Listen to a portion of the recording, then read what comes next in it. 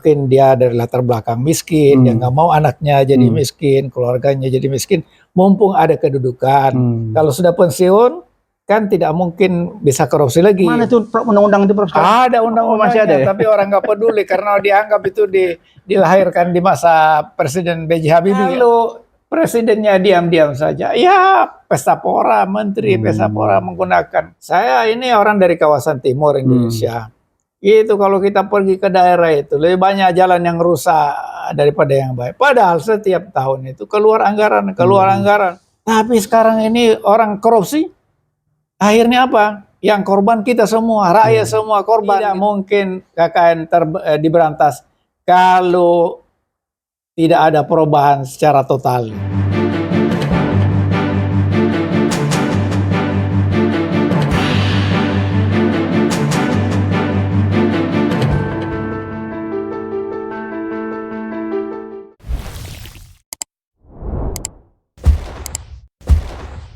Bismillahirrahmanirrahim. Assalamualaikum warahmatullahi wabarakatuh. Assalamualaikum warahmatullahi wabarakatuh. Prof, sehat Prof? Alhamdulillah sehat. Insya Allah kita jumpa lagi dengan episode kedua nih ya, dengan Prof Musni Umar. Apa namanya, bisik-bisik politik kenegaraan nih. Yang sedang hangat-hangatnya ya Prof ya. Itu apa nih Prof yang kita mau kita angkat nih tentang karut-marutnya bangsa ini, penyebabnya ya? Ya, salah satu masalah besar yang dihadapi bangsa kita adalah korupsi ya. Korupsi. Dan ini banyak sekali yang terlibat di situ. Mungkin lebih lengkapnya KKN kali ya? Ya, KKN. Ya, jadi korupsi, kolusi, dan nepotisme. Dan masalah ini kan menjadi instrumen yang maha dahsyat untuk menggulingkan Pak Harto. Ternyata setelah Pak Harto jatuh, orang makin dahsyat KKN gitu. Ya gitu. Jadi itu yang saya usulkan kita bicarakan masalah itu. Oh gitu ya. Selama ini sebut cuma korupsi, padahal ada 2K ya. KKN ya. KKN. N yang paling parah ya. Ya, N ya sekarang ini.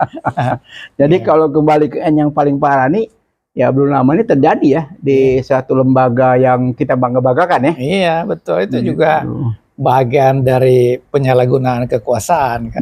Itu ada Undang-Undang Nomor 28 tahun 1999 tentang mengenai bebas dan merdeka dari pemerintahan yang bersih dari KKN, dari korupsi, kolusi, dan nepotisme. Itu ada undang-undangnya. Tapi orang nggak peduli gitu. Itu dilahirkan tahun 1999. Kemana tuh undang-undang itu Prof? Ada undang-undangnya, tapi orang nggak peduli karena dianggap itu dilahirkan di masa Presiden B.J. Habibie kan. Saya pikir undang-undang udah hilang. Enggak, masih ada, masih belum dihapus itu. Tapi orang udah lupa itu. Sekarang jarang dibahas ya? Yang dibahas gitu, karena lagi ramai diamalkan gitu. Lagi ramai diamalkan. Wah, ini menarik ini.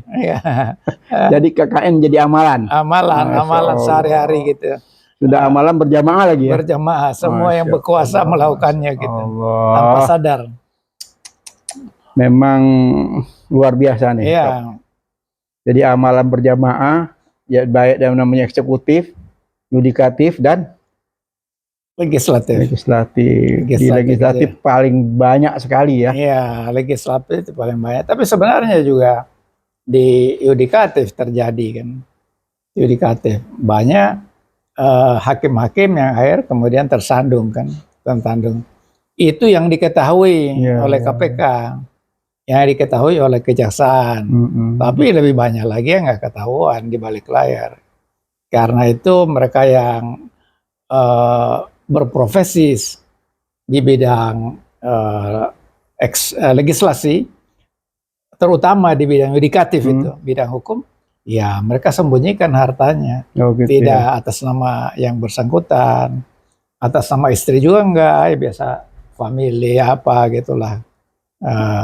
Ya sudah ada hubungan teman lama, tapi kemudian ada juga yang kemudian dia tipu, dianggap itu harta saya sendiri gitu ya, karena dititip. Ya itulah realitas yang kita saksikan. Jadi kalau kita bicara tentang korupsi itu paling tidak ada 3 penyebab orang korupsi itu. Pertama, corruption by need, karena kebutuhan.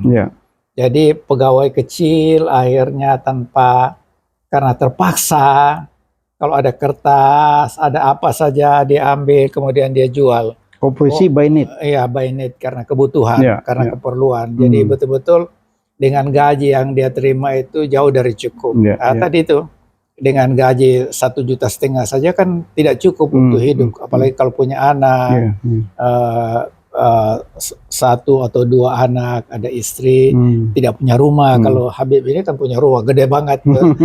Rumahnya banyak sekali orang di Jakarta yang nggak punya apa-apa gitu.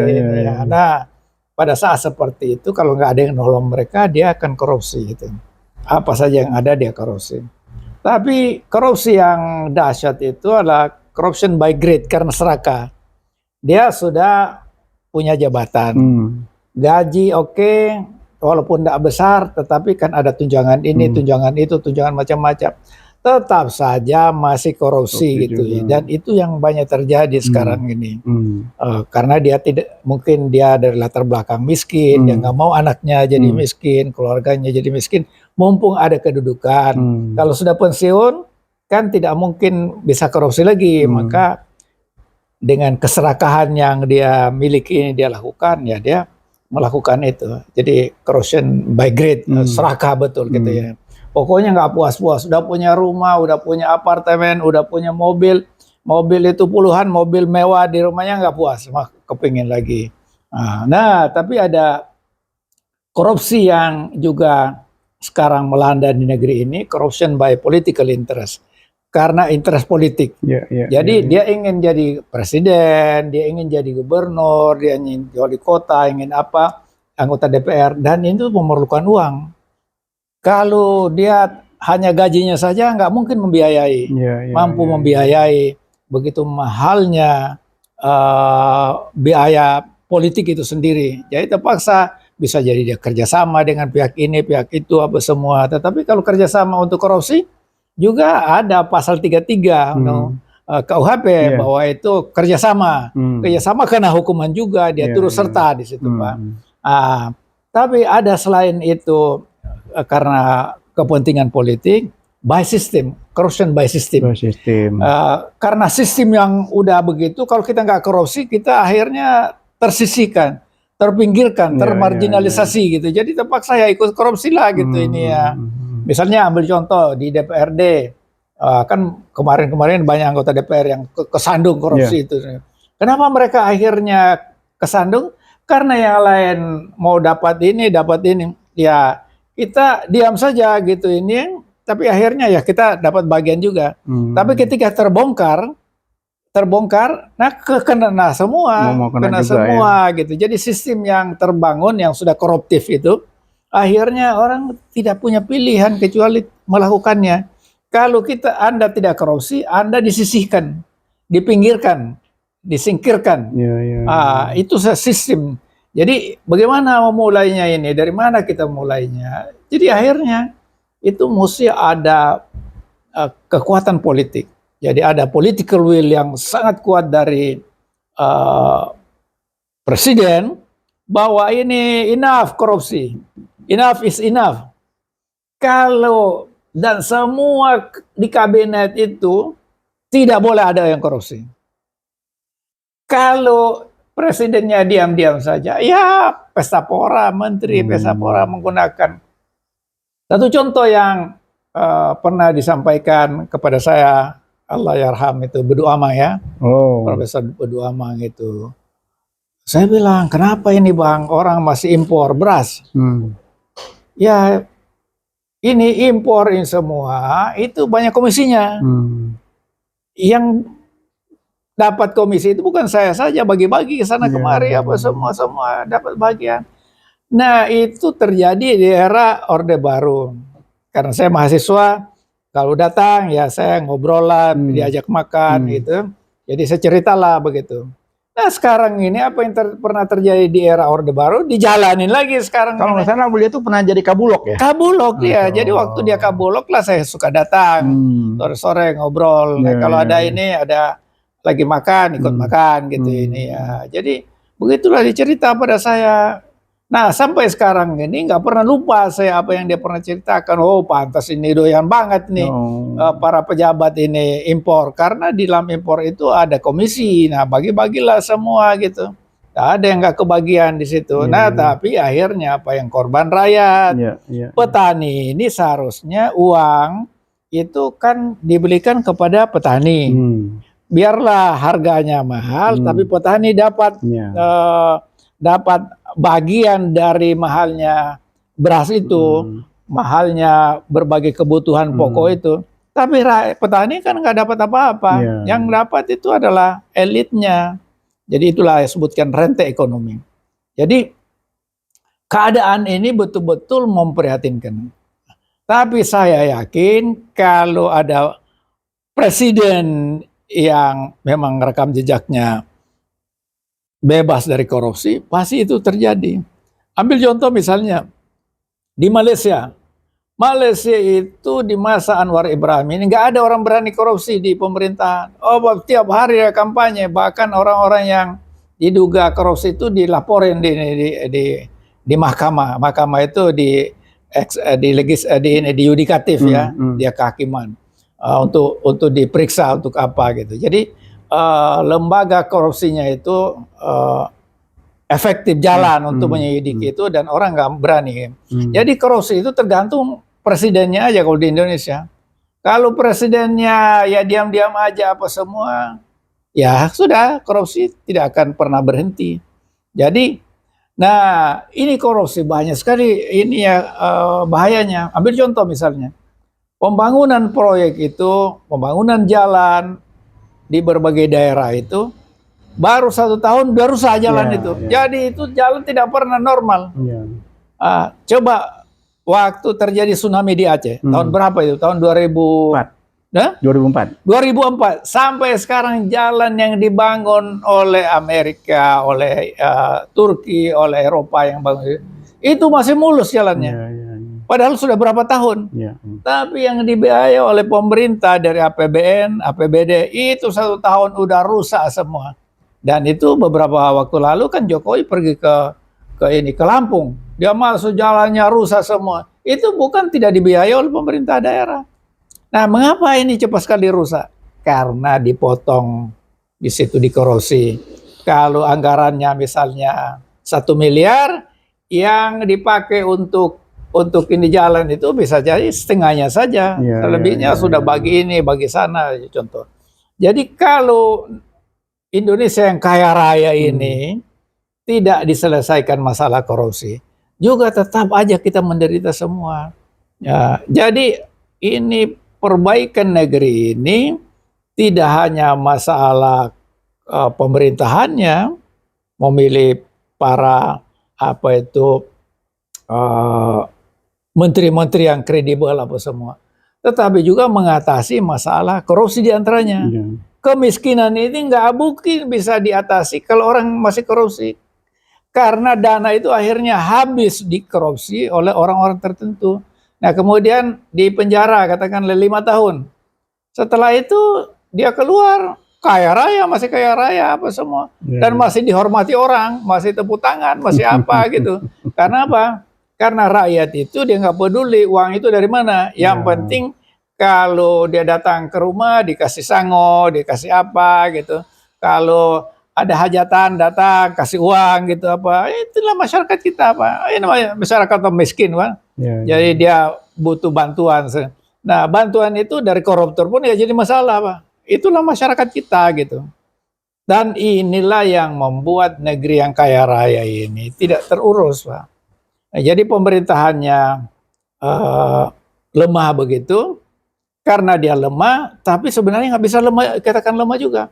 Sebab misalnya Pak Jokowi ini, itu dia kendalikan, dia kuasai DPR itu. Dia kuasai juga ini yudikatif. KPK dia, MK dia kuasai. Dia kuasai juga MA apa semua. Itu hakim-hakimnya pada bisa dikendalikan, bisa apa? Nah, diduga lah dikendalikan. Jadi itu KKN, namanya kekuasaan ya? KKN kekuasaan semua ya dikendalikanlah semuanya. Tetapi dampaknya itu lebih banyak merugikan masyarakat. Misalnya korupsi kenapa meraja? Nggak ada kontrol. DPR itu dibiarin aja. Mereka justru memanfaatkan kedudukan mereka untuk ngumpulin uang. Apalagi menjelang pemilu kan? Menjelang pemilu perlu uang banyak apa semua. Jadi dari mana uangnya? Dia hitung-hitung. Kalau dari honor saya itu paling-paling 5 miliar. Padahal untuk biaya kehidupan sehari-hari, kemudian untuk macam-macam kegiatan, itu uang bisa tinggal 1 miliar sisanya. Setelah dia berkuasa 5 tahun, mungkin masih ada 1 miliar. Nah, untuk kampanye memerlukan 10 miliar, dari mana itu uang? Mungkin 5 miliar, 10 miliar, bisa lebih besar dari itu. Dari mana uangnya kalau bukan penguasa? Itulah akhirnya mereka berkolusi. KKN di situ, Pak, KKN. Jadi pemerintah menjalankan pemerintahannya. Tapi bagianku bagaimana bagian kami? Ya, bagi-bagianlah semua untuk persiapan pemilu dan sebagainya. Jadi ke depan ini memang nggak ada pilihan kecuali melakukan perubahan. Berarti kalau kita lihat ini cost politik yang tinggi yang membuat korupsi itu ya? Iya, bisa cost politik mahal. Ini kenapa terjadi cost politik mahal ini? Pertama karena rakyat kita itu kan miskin. Udah miskin begitu, nggak mau datang memilih, nggak mau ikut kampanye kalau nggak dikasih uang. Budaya, menjadi budaya. Jadi diciptakan sebagai budaya. Akhirnya itu anggota DPR itu harus mencari uang dari manapun. Sama juga dengan calon bupati, sama juga dengan calon wali kota, sama dengan calon wakil gubernur, sama dengan calon presiden, wakil presiden ini harus punya uang yang banyak. Apalagi negeri ini besar ya, harus keliling ke sana kemari. Nah, dengan kondisi kayak begini, maka ini siapapun yang memerintah, kalau dia tidak punya political will yang kuat, kemudian keberanian politik yang luar biasa, yang dihadapi ini orang-orang yang berkuasa lama, banyak uang. Kalau dikasih bagian, kasih apa gitu, selesai apa semua. Berarti berat perjuangannya ya? Iya, bisa saja menjelang pemilu ini para koruptor itu menyumbang kepada ini, kepada paslon-paslon ini, calon itu sendiri. Selain itu juga para pengusaha. Jadi investasi politik ya? Iya, investasi politik. Jadi investasi politik itu bisa dilakukan mereka yang kaya raya dari kekuasaan, takut kebongkar kekuasaannya, dia bagi juga. Tetapi pengusaha ini memang sudah kolaborasi, udah nyatu sekarang ini. Jadi kebijakan siapapun, kebijakan seorang presiden itu disetir oleh pengusaha. Kenapa disetir pengusaha? Karena mereka udah investasi, investasi sebelumnya. Investasi sebelumnya. Akibatnya apa? Ini presiden terpilih tidak punya keberanian untuk melakukan perubahan. Nah, jadi dalam kondisi sekarang ini kita menduga keras dengan berhimpunnya orang-orang kaya di di paslon tertentu itu justru untuk kepentingan mereka gitu. Untuk melanggengkan kekuasaan, melanggengkan KKN, keberlanjutan korupsi nepotisme. Dan sekali lagi, ini nggak mungkin bisa terselesaikan masalah ini kalau tidak ada perubahan. Nah, disinilah pentingnya orang-orang Pak Anies itu bekerja keras untuk turun ke lapangan dalam rangka mempengaruhi masyarakat hingga masyarakat itu betul-betul sadar dan mau mengikuti perubahan atau mendukung perubahan itu, mengkampanyekan perubahan. Karena hanya dengan perubahan Indonesia akan lebih baik dari di masa lalu maupun sekarang ini. Prof, kembali lagi ke KKN tadi ya. Kembalikan ke leader ya, pemimpin ya. Kalau kita melihat saat ini salah satu kandidat ya, yang calon pemimpin ini kan sudah kita lihat realita ya, kenyataan beliau memimpin gubernur selama 5 tahun. Sebelum beliau memimpin sebagai gubernur ya, Anies Baswedan itu dia membuat KPK DKI, dibuat KPK DKI, dia pelajari dulu, dia kirim timnya itu untuk mempelajari gimana sistem kerja di Pemda setempat. Tim itu bekerja secara maksimal. Setelah itu baru beliau masuk ke situ kan. Setelah masuk itu KPK itu berjalan lancar. Nah, berjalan dengan waktu hampir 5 tahun beliau berkuasa, tidak ada korupsi kan. Tidak ada korupsi yang konkret ya, walaupun sudah dibongkar dengan segala macam cara, dikondisikan dengan segala macam cara, karena memang tidak ada korupsi kan, tidak ada yang terbukti kan. Bahkan beberapa kali dituduhkan ya, semacam ada beberapa tentang proyek ini, semuanya terbantahkan gitu. Mungkin ada harapan, secerca harapan ke depan bila beliau nanti terpilih sebagai presiden di 2024 tadi bisa melakukan hal yang sama kira-kira Mufti? Kalau kita melihat pemimpin dimanapun di seluruh dunia itu, banyak ditentukan dari perjalanan hidup seseorang itu, yang kita kenal sekarang ini rekam jejaknya gitu, track recordnya gitu ya. Kalau orang itu dia jujur, kemudian juga dia pilih timnya itu yang baik-baik, dia bisa kendalikan, itu dia bisa melakukan banyak perubahan, perbaikan gitu ya. Ambil contoh misalnya Pak Anies di Jakarta, betul sekali itu. Dia membentuk KPK yang diketuai oleh Bambang Wijayanto. Bambang Wijayanto itu mantan wakil ketua KPK. Dan ketika mereka mulai bekerja, direview semua, dan juga dia selalu ingatkan, jangan sampai terjadi korupsi. Hasilnya itu banyak. Pertama, pemerintah DKI yang tidak pernah mendapatkan WTP, WTP itu ini apa? Wajar tanpa kecuali ya. Betul. Dari PPTK ya. Ya, dari ini bukan PPTK, dari BPK ya. BPK ya. BPK. WTP itu Pak Anies peroleh. Kemudian terus menerus dipelihara. Sampai setiap tahun ya. Iya, lihat selama 5 tahun Pak Anies peroleh. Masalah itu yang tidak pernah terjadi sebelumnya. Yang kedua, anggaran yang digelontorkan itu betul-betul diusahakan untuk sebesar-besarnya manfaat. Jadi proyek yang dibangun Pak Anies itu tidak hanya memberi manfaat, tetapi memiliki impact, dampak ke masyarakat itu sendiri. Langsung ya? Langsung. Misalnya ambil contoh ini JIS. JIS itu apa? Kita kan ada dampaknya. Apa impactnya pada masyarakat? Jadi akhirnya orang-orang yang berolahraga itu, anak-anak muda itu terdorong untuk ini, untuk berlatih, untuk apa? Karena fasilitasnya ada dan dibangun JIS itu tidak hanya satu tempat, tetapi dalam bentuk lapangan olahraga, lapangan sepak bola itu di 5 wilayah di DKI. Dan itu standarnya standar FIFA. Begitu bagus semua.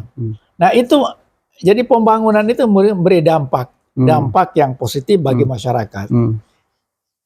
Dan itu bisa terlaksana dengan baik karena diminimalisir korupsi. Ambil contoh lagi yang lain misalnya. Itu jalan diperlebar di Tamrin, kita tahu sendiri. Saya hampir tiap minggu saya jalan kaki di situ ya, jalan kaki Tamrin sampai Sudirman apa semua. Dan itu bagus sekali, bukan hanya bagus tetapi juga sampai sekarang masih kuat. Pak Anies kan dia bangun itu kalau nggak salah sebelum COVID ya, sebelum COVID. Sampai sekarang sudah berapa tahun itu tidak ada yang rusak apa. Kenapa? Karena rencana pembangunan proyek itu dengan anggaran yang ada itu tidak dikorupsi. Tidak dikorupsi. Beda sekali yang kita saksikan di berbagai daerah di luar Jawa ini, banyak sekali, terutama jadi standar mutu produk itu produk ini karena tidak dengan anggaran ya. Ya, saya ini orang dari kawasan timur Indonesia. Itu kalau kita pergi ke daerah itu lebih banyak jalan yang rusak daripada yang baik. Padahal setiap tahun itu keluar anggaran, tapi tidak pernah baik. Kenapa? Karena dikorupsi, disunat dan itu bisa sampai 40% itu anggaran itu disunat di situ. Nah, jadi ini yang kita saksikan sebagai contoh kasus di Jakarta. Banyak sekali yang dilakukan Pak Anies itu, dan pembangunan itu kemudian menjadi ikon kemajuan Jakarta. Ambil contoh misalnya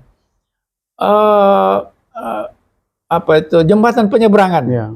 Jembatan penyeberangan itu yang dibangun bagus sekali gitu. Kalau dari bawah kita lihat indah sekali, dari atas juga kita foto-foto apa semua, apalagi di jalan Sudirman ini sudah lebar-lebar jalan. Saya biasa jalan kaki di situ, nyaman sekali.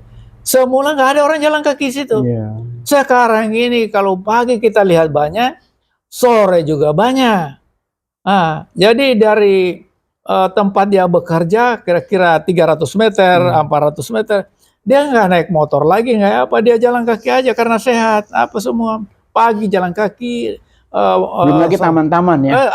Apalagi taman-taman, semua taman ini dibangun rapi semuanya, dan menjadi apa itu indikator kemajuan kota itu. Jadi ini contoh kecil ya. Iya, contoh kecil, dan itu sudah dibangun tidak cepat rusak. Ya. Bukan hanya karena dirawat, tetapi karena tidak dikorupsi. Pengusaha itu boleh dapat keuntungan, tetapi aparat yang berhubungan dengan pengusaha itu jangan ambil korupsi lagi. Yeah. Misalnya Pak Anies itu kalau diambil saja 5% dari proyek selama 5 tahun dia berkuasa, itu nggak perlu dia susah kampanye untuk sekarang Pak. Yeah. Tapi kalau itu dia ambil, kan pasti kebongkar juga, karena pasti aja ada yang usil. Orang nggak korupsi aja sudah dilaporin bola-balik ke KPK, apalagi korupsi. Kalau itu dia lakukan 5% saja, itu semua kampanye yang dia lakukan tidak perlu mengeluarkan, tidak perlu bersandar kepada Pak Surya Paloh gitu. Tapi nyatanya dia nggak korupsi, nggak apa. Contoh yang paling menyedihkan gitu, yang Alexis ya. Kita tahu Alexis itu tempat apa itu, hiburan lah di situ yang memang kebal sekali. Ternyata kemarin ini terbongkar di media, dia menyewakan tempat di Kertanegara untuk Firly Bahuri kan. Firly Bahuri itu. Nah, Firly Bahuri pantas saja, Firly Bahuri bersemangat sekali untuk mentersangkakan Pak Anies itu, sampai bola balik sudah. Bahkan diberitakan sebelumnya Pak Anies pas selesai gubernur sudah mau ditangkap katanya korupsi. Tapi setelah dilakukan penelitian apa semua, tidak ada korupsi. Jadi Pak Anies itu berusaha tidak melakukan itu, dan akibatnya pembangunan di Jakarta itu berjalan dengan baik. Walaupun 2 tahun loh Pak. 2 tahun itu terjadi COVID dan APBD DKI itu merosot sampai 40%. Jadi sampai ada orang yang di DKI itu ngomong pada saya, Pak Anies itu berkah sekali dia memimpin Jakarta. Apalagi kalau 5 tahun ya. Iya. Ya 5 kan itu 2 tahun. Selama 5 tahun, 3 tahun kan COVID. Iya, kan. Dana yang begitu luar biasa. Jadi 2 tahun itu maksimal. APBD-nya itu merosot sampai 40%. Tapi itu juga masih bisa membangun, bisa bangun ini. Jadi ada orang DKI yang bilang pada saya, Anies itu berkah sekali dia memimpin DKI. Bagaimana sekarang ini katanya, sudah normal, sudah apa, tetapi DKI mengalami defisit anggaran 5 triliun. Akibatnya itu banyak proyek terhambat, itu yang namanya PPSU itu, tukang sapu, tukang apa, banyak dikeluarin Pak. Alasannya karena sudah umur 55 tahun katanya. Padahal umur 60 tahun, 70 tahun masih bisa kuat tuh. Seperti kita lihat di Singapura itu, orang yang bersihkan apa semua itu kan orang-orang yang udah tua, udah pensiun apa semua, tetap efektif mereka. Di Jakarta, padahal mereka itu gajinya kan enggak seberapa. Di PHK tidak ada deposito mereka, tabungan mereka. Bagaimana susahnya mereka itu? Di era sekarang ya? Di era sekarang ini Pak, era sekarang ini. Yang era sebelumnya kan enggak? Enggak, di masa Pak Anies itu enggak ada, padahal udah kena COVID itu. Jadi proyeknya ada di reschedule, kemudian KJP Plus tetap jalan. KJP Plus itu Kartu Jakarta Pintar Plus, KJS Plus, Kartu Jakarta Sehat Plus, ditambah lagi yang namanya Kartu Jakarta Pintar, Kartu Mahasiswa Unggul, yang puluhan ribu orang diberikan beasiswa itu, kalau nggak salah 11.000 11 juta per 1 semester dikasih untuk biaya hidup, uang kuliahnya dibayarin apa semua, di mana saya warga Jakarta kuliah, itu tidak ada pemotongan sama sekali. Jadi artinya apa? Maka saya bisa paham, ya berkah itu memimpin. Kalau orang nggak korupsi itu, ini Indonesia ini kaya raya, bisa maju, bisa apa. Tapi sekarang ini orang korupsi, akhirnya apa? Yang korban kita semua, rakyat semua korban gitu ini ya. Ulah segelintir orang, rakyat yang nah inilah yang harus kita perbaiki. Ini kita harus perbaiki. Betul. Gimana perbaikinya? Rakyat itu harus memilih Pak Anies dan Muhaimin dalam pemilu yang akan datang. Jangan lagi milih yang lain gitu. Kalau Anda tidak memilih, maka korupsi akan merajalela. Nepotisme, korupsi, kolusi, nepotisme tetap berjalan lewat. Yang kaya semakin kaya. Keadilan hukum tidak ada, keadilan ekonomi tidak ada, keadilan pendidikan tidak ada. Jadi kita nggak ada pilihan. Ini pilihan terbaik untuk keselamatan seluruh rakyat Indonesia. Selain presiden dan wakil presiden, juga perlu masyarakat ini memilih caleg-caleg.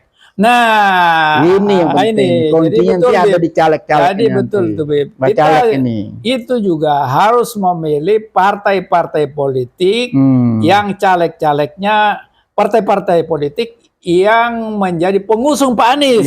Sebab kalau dukungan rakyat ini dengan pertolongan Allah, Anies terpilih menjadi presiden, kalau anggota DPR dari ini PKS, dari Nasdem, dari PKB, Partai Umat, itu Bang Syumi jangan lupa.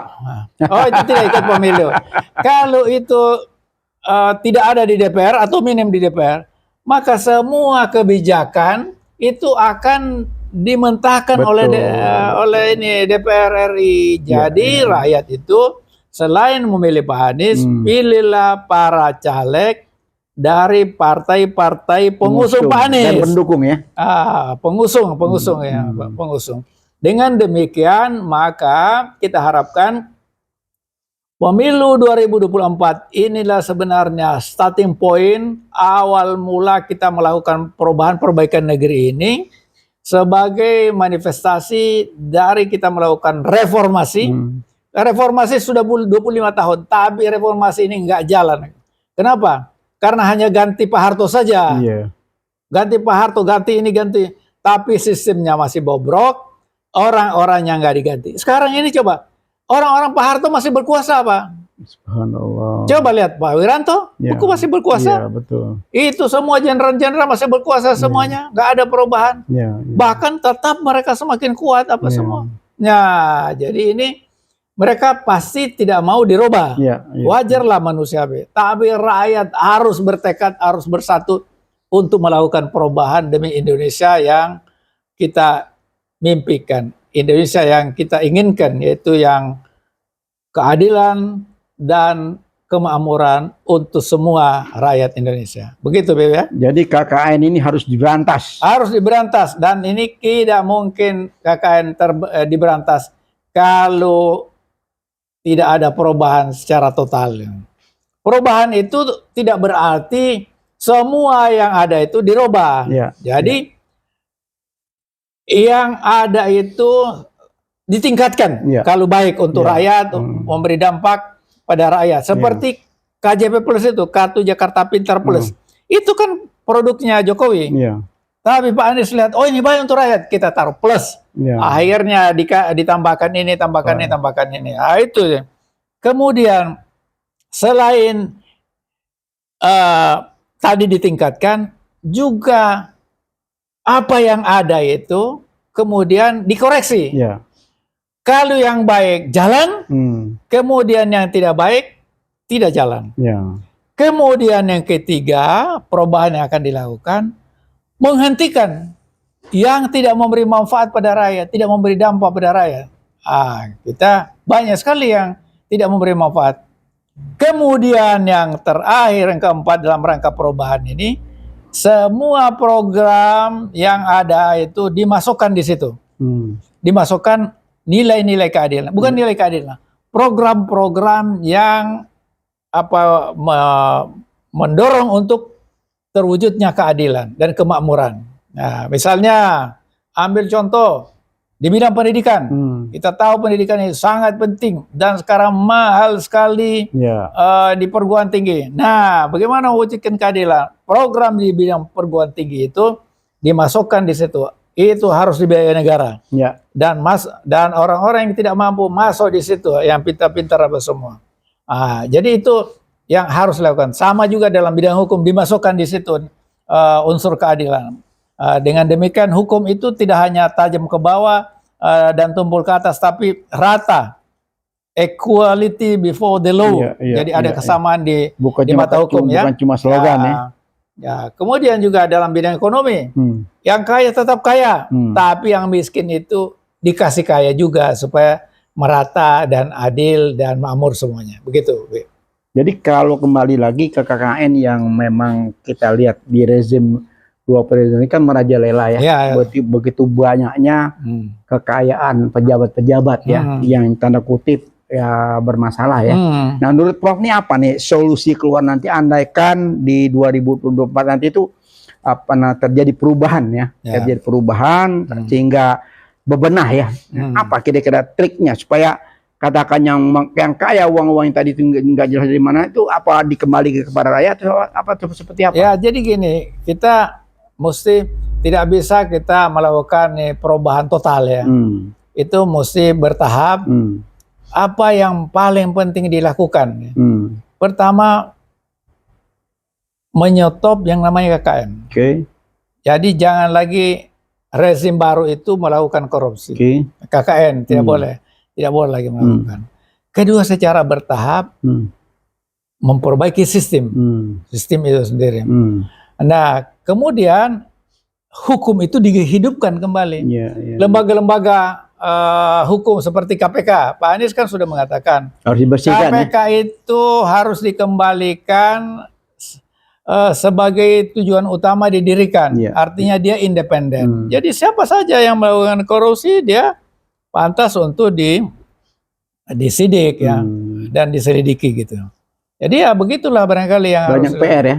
Banyak PR, tetapi sekali lagi ya banyak PR, tapi kita yakin bisa kita lakukan satu perubahan mendasar manakala rakyat terpanggil untuk melakukan perubahan gitu. Mungkin juga bisa diadakan semacam investigasi ya kekayaan pejabat ya. Ya itu nanti kalau KPK kemudian lembaga-lembaga penegak hukum sudah dibersihkan, itu mereka pasti melakukannya, melakukannya. Jadi nggak usah kita melebar ke sana. Yang penting lembaga-lembaga penegak hukum itu harus dikembalikan sesuai fungsinya dulu. Sesuai fungsinya dulu. Nanti mereka kemudian melaksanakan tugas dengan sebaik-baiknya. Dari orang-orang yang kredibel di bidangnya ya. Kredibel, lembaganya juga ditata kembali. Undang-undangnya ditata kembali gitu. Memang saat ini menyedihkan, di KPK banyak terjadi korupsi, di MK juga sama, di BPK kemarin ada beberapa yang ketangkap. Ya betul, teman saya, bukan beberapa teman-teman saya itu. Iya, BPK tiba-tiba yang bebenah ada tertangkap, di situ terlibat juga. Gitu. Iya, Pak Ahmad Kosasya siapa? Ahsanul Kosasya itu teman saya itu. Kalau saya pergi ke sana, ya gimana Pak Mus? Ternyata korupsi apa semua. Jadi itu banyak teman saya yang kena korupsi, termasuk sekretaris Mahkamah Agung. Iya, jadi ke Mahkamah Agung dapat 5 orang. Iya, sekretaris di Mahkamah Agung itu teman saya. Jadi hampir semua lembaga ya. Iya, saya udah pergi ke sana sampaikan, Bang, hati-hati Bang. Suap sekma sebelumnya udah masuk penjara, nanti abang ya masuk. Ternyata lupa daratan semua. Jadi kekuasaan itu enak Pak.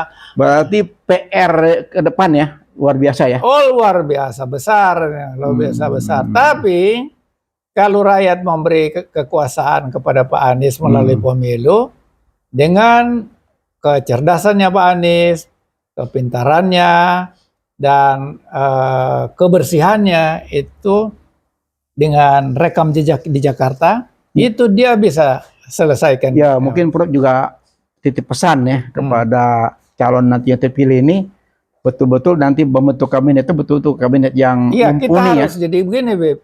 Kita harus ngomong, speak up. Sama ini, saya dengar beritanya sudah dibentuk tim pemenangan Pak Anies. Ya silakan. Kita ucapkan selamat saja mereka. Tapi kita juga kontrol pada mereka. Jadi Habib punya podcast ini, bukan terus kita suarakan. Jadi speak up, jangan kita diam, jangan hanya dulu. Jangan jadi penonton ya. Jadi penonton, speak up, menyampaikan kebenaran, mendorong pemenangan Pak Anies, tapi juga orang-orang yang duduk di situ kita harus kritisi gitu. Apapun yang kita buat, semampu kita kontribusikan ya. Ya, betul. Jangan tidur, jangan lengah, jangan patah semangat. Mas. Makanya saya juga memberikan apresiasi yang setinggi-tingginya kesediaan Prof. Musni Umar datang ke sampai salah jalan dan harus dipandu ini Gojek untuk sampai di sini. Mudah-mudahan ini akan episode berikutnya diharapkan karena banyak sekali ilmu yang harus kita gali dengan ahli, udah profesor, rektor, tambah lagi ahli sosiolog ya. Luar biasa. Mudah-mudahan hingga memberikan proses pencerahan kepada masyarakat. Tapi ilmu itu sebenarnya jangan Anda merasa udah banyak ilmu. Allah itu memberi kita ilmu itu sedikit saja. Firman-Nya itu wa ma utitum minal ilmi illa qalila. Aku hanya memberi ilmu kepada kamu hanya sedikit saja. Jadi jangan merasa kita banyak titel sudah segala yang nggak ada itu. Ya, tapi kita banyak sekali yang tapi kita jangan lupa juga sampaikanlah walaupun satu ayat kan gitu. Ya, betul. Karena dari satu ayat itu kan bisa kemana-mana. Betul, bisa kemana-mana. Daripada kita jadi penonton. Ya, betul. Jadi di podcast ini juga salah satu kita tujuannya itu, Prof. Iya, betul, Pak. Ini. Baiklah. Bisik-bisik kenegaraan sedikit tausiah dengan Prof. Musni Umar ini semakin tajam dan menarik ya. Insya Allah menambah semangat kita nih di Peace dan Hush Channel ini.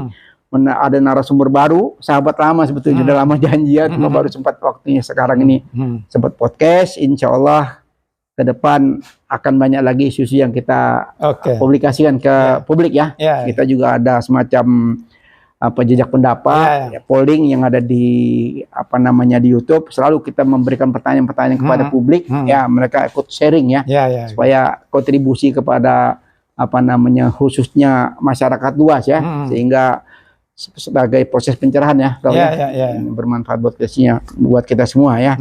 Terima kasih banyak Prof. Musni Umar. Mudah-mudahan apa yang kita niatkan ini Allah kabulkan ya. Amin. Jadi amal jariah kita ya. Nah, kita akhiri dengan wabillahi taufik wal hidayah. Wassalamualaikum warahmatullahi wabarakatuh. Terima kasih, Prof. Warahmatullahi wabarakatuh.